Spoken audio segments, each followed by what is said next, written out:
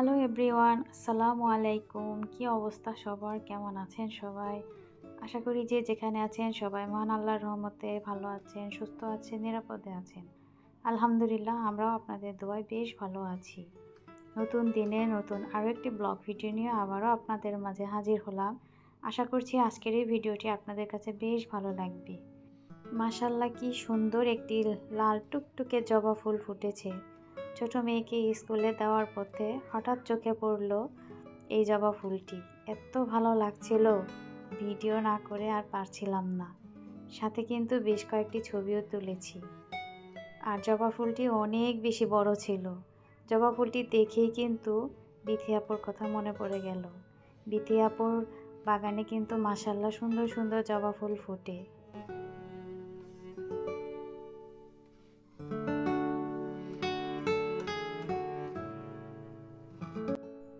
তো মেয়েকে স্কুলে পাঠিয়ে দিয়ে তারপরে এই তো স্কুল থেকে এখন নেমে বেরিয়ে যাচ্ছি। তো স্কুলের নিচে আর কি এরকম বই নিয়ে বসেছে 2 দিনের জন্য। তো অনেক রকমেরই বই আছে, বাচ্চাদের, বড়দের। তো খুবই ভালো লাগছিল বইগুলো দেখে। আর আমার বাচ্চা তো বই নেওয়ার জন্য পাগল। সে ক্লাসে যাওয়ার সময় বলেছে যাওয়ার সময় সে বই নেবে। তো বলেছি ঠিক আছে, তোমাকে কিনে দেব। তো আমি একটু যাওয়ার পথে দেখে যাচ্ছিলাম যে কি টাইপের বই আছে। তো আসলে বই আমার কাছে অনেক বেশি ভালো লাগে। আর এই যে দেখছিলাম সব বয়সী মানুষেরই কি জন্য কিন্তু এখানে বইগুলো আছে। আর বাচ্চাদের জন্য বইয়ের কালেকশনটা একটু বেশি ছিল। তো খুব ভালো লাগছিল দেখতে, তার সাথে একটু ভিডিও করে নিলাম।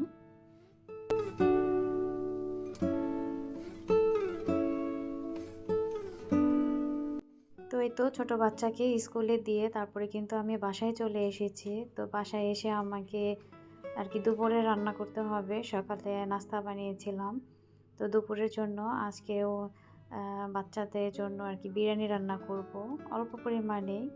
তো আমি এখানে মাংসটা আর প্যানে দিয়ে দিলাম। তারপরে এই যে বিরিয়ানির জন্য যা যা মশলা লাগে সবই দিয়ে দিচ্ছি। তো আমি এখানে বিরিয়ানির যে প্যাকেট মশলা পাওয়া যায় সেটাই দিয়ে নিলাম। তারপরেই তো আদা রসুনের বাটাও দিয়ে দিয়েছি এবং তার সাথে ধনিয়া গুঁড়া, জিরা গুঁড়া আর গোটা মশলা কিন্তু পেঁয়াজ ভাজার সময় দিয়ে দিয়েছি। তো এই তো এখন আমি টক দই দিয়ে দিচ্ছি। তো বিরিয়ানির সব মশলা দিয়ে আমি কিন্তু মাংসটা খুব ভালোভাবে কষিয়ে নিব এবং সময় নিয়ে কষিয়ে নেব। দেখা যায় মাংসটা ভালো করে কষিয়ে নিলে কিন্তু বিরিয়ানির টেস্টটা ভালো আসে। তো আমি মাংসটা কষিয়ে নিয়েছি, সেই ভিডিওটি আর কি মোবাইলটা সেট করেছিলাম, কিন্তু আমার ভিডিওতে চাপ দিতে মনেই ছিল না। তো ভিডিও করার ক্ষেত্রে দেখা যায় যে আমার অনেক সময় এরকম হয় যে ভিডিও মোবাইল ধরে রাখি কিন্তু অন করতেই মনে থাকে না। তো যাই হোক, আমি তারপরে পোলার চালটাও দিয়ে দিয়েছি। তো পোলার চালটা দিয়ে কিন্তু আমি চালটা খুব ভালোভাবে ভেজে নিচ্ছি। আর পাশের চুলায় পানি গরম হতে দিয়েছি। আর এই যে দেখেন আমার কিন্তু চালটা খুব ভালো করে ভাজা হয়ে গেছে, একদম ঝরঝরা হয়ে গেছে। তো চাল ভালো করে ভেজে নিলে দেখা যায় পোলাওটা আর কি যখন ফোটে তখন কিন্তু খুব সুন্দর ঝরঝরে হয়। তো আমার পানিও গরম হয়ে গেছে আর এদিকে চালটাও ভালো করে কষানো হয়ে গেছে। তো তাই এখানে পানি দিয়ে দিচ্ছি পরিমাণ মতো। আর আমি পানিটা পরিমাপ করেই দিয়েছিলাম যাতে কম বেশি না হয়, একদম পারফেক্টভাবে হয়ে যাবে। আর এই তো কিছুক্ষণ পর আমি আর কি তরল দুধ দিয়ে দিচ্ছি। তো তরল দুধ বলতে বাসায় তরল দুধ ছিল না, তো প্যাকেট দুধটাই আর কি আমি পানি দিয়ে গুলে দিয়ে দিলাম।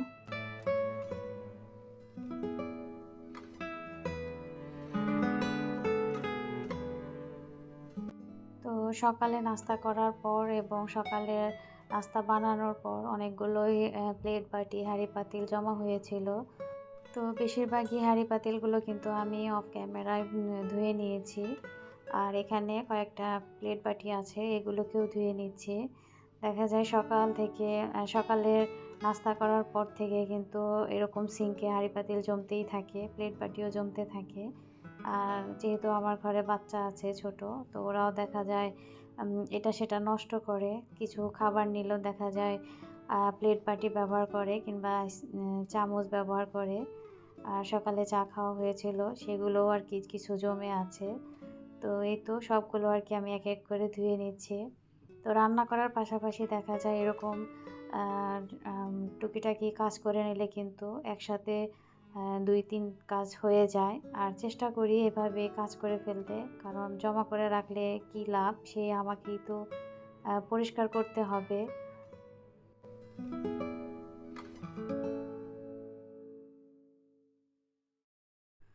তো পুরনো সেই কথাটি আবারও সকল আপু ভাইয়াদেরকে স্মরণ করিয়ে দিচ্ছি।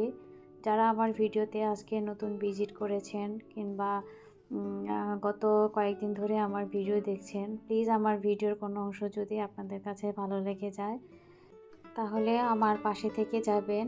আর আপনাদের চ্যানেলে যাওয়ার জন্য আমার কমিউনিটি পোস্টে আপনারা হাই হ্যালো দিয়ে যাবেন, যাতে আমি আপনাদের চ্যানেলে যেয়ে আপনাদেরকে সাপোর্ট করতে পারি। প্লিজ দয়া করে কেউ স্প্যাম কমেন্ট করবেন না এবং কমেন্টে এসে কেউ বন্ধু হলাম, ভালোবাসা দিয়ে গেলাম, এ ধরনের কথা বলবেন না। এ ধরনের কথা বললে আপনার আর আমার দুজনের চ্যানেলটারই কিন্তু ক্ষতি হবে। আর যে সকল আপু ভাইয়ারা অলরেডি আমাকে সাপোর্ট দিচ্ছেন এবং প্রতিনিয়ত আমাকে সুন্দর সুন্দর কমেন্ট করছেন, তাদেরকে অসংখ্য ধন্যবাদ এবং মন থেকে অনেক দোয়া।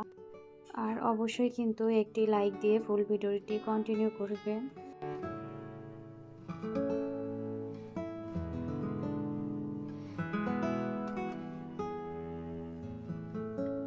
তো এই তো আমি কিন্তু এক এক করে সবগুলো প্লেট বাটি সব কিছু ভালোভাবে ধুয়ে নিয়েছি। এখন পানি দিয়ে পরিষ্কার করে নিচ্ছি। আর আমি যখনই প্লেট বাটি ধুয়ে নেই, তখনই কিন্তু সাথে সাথে সিঙ্কটাও পরিষ্কার করে ফেলি। দেখা যায় সাথে সাথে সিঙ্কটা পরিষ্কার করে ফেললে কিন্তু দেখতেও খুব ভালো লাগে এবং কাজ করেও কিন্তু খুবই আরাম পাওয়া যায়।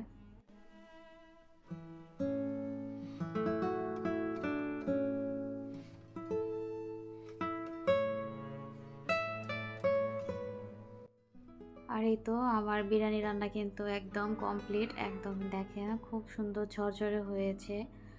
আর আজকের বিরিয়ানিটা খেতে কিন্তু মাশাআল্লাহ অনেক ভালো হয়েছিল। যেহেতু ভয়েসটা পরে দিচ্ছি, তো বাচ্চারা খুব মজা করে খেয়েছে।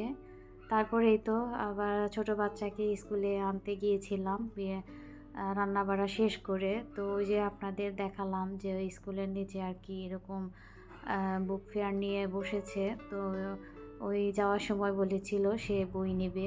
তো এই যে এই বইটাই সে দেখছে, ২ টার মধ্যে আর কি ডিসাইড করছে সে কোনটা নেবে। তো পরবর্তীতে এই বইটাই নেওয়া হয়েছে। সে খুব আগ্রহ। আর বই বলতে এখানে এটা হচ্ছে ড্রয়িং বই, মানে ভিতরে ছবি দেয়া আছে, তো কালার করতে হবে।